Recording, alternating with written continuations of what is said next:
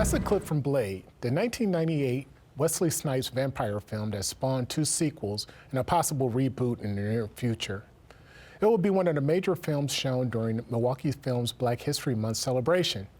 Joining us is Ty Williams, a programmer for Milwaukee Film's Black Lens Strands, to tell us about the variety of films that will be coming our way starting February 7th. With Sinners still gathering award nominations, Blade must have been an easy choice. Let's talk about that for a while. Why did you pick Blade? Yeah, so I chose Blade because it is a film that's very near to my heart specifically, since it's my favorite form of, or at least my favorite movie with representation of a Black character.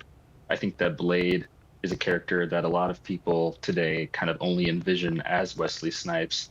And I think that that's very important for fiction and Black people, because a lot of times in fiction, we do not see ourselves represented. And Afrofuturism is all about imagining ourselves in futures. So I wanted to showcase Blade as a movie that does that. And people may not think it does, but for a lot of folks, you know, we have a very heavy resonance with this movie because it was the template for a lot of superhero movies and is one of the main ways that, you know, you could see a Black man in a superhero film doing action stuff on screen, at least for the time that it came out.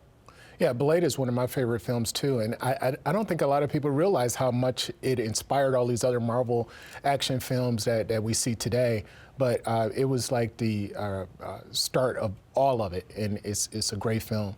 The festival starts on February 7th, like I said, and you also picked The Last Angel of History.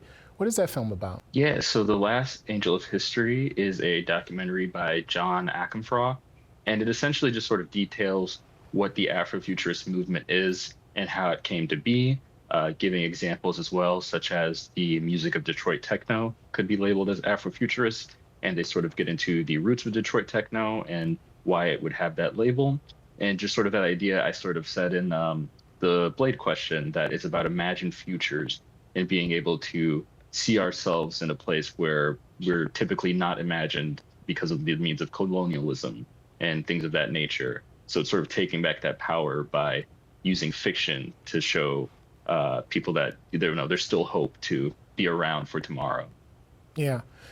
You also chose A Sun Ra Space is the Place. That's like a 1970s film. Can you talk a little bit about that? Yeah, so I would say it's the weirdest film on this list. It's just a Sun Ra vehicle where the plot is that he is a traveling, spaceman from Oakland with his band, and he's trying to stop the explosion of the world by using his music to defeat the evil overlord that is controlling the world. It's a very out there surrealist movie, but I think it also is a very big pinnacle of what the Afrofuturist movement looks like, or at least has looked like in different forms. Sun Ra really does it best. He really does believe in all these ideas, and it shows throughout his music and throughout this film as well.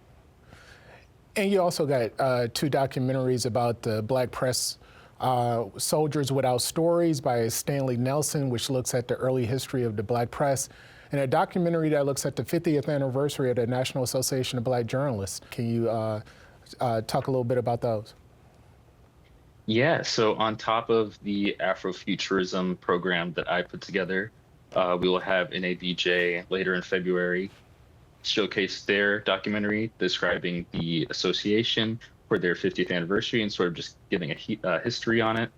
And Carved in Stone is also doing their film, which is also about journalism, and two separate events, but sort of bridging the gap between Afrofuturism and journalism by showing the power of Black media in a fictional context, as well as the power of Black media in reality, and how we can use journalism to further shape change in our world and provide good. So I wanted to have two different angles, and I'm just really glad that it worked out so that we could both showcase Carved in Stone as well as NABJ and get some good movies like Blade in there as well.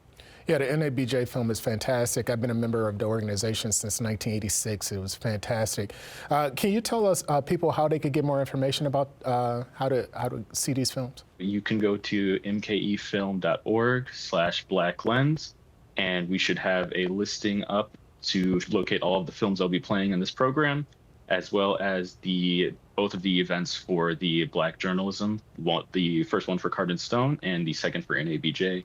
They should both be hosted on our website where you could get free tickets for the journalism events, and everything else is regularly ticketed, such as The Blade and the other films that we have.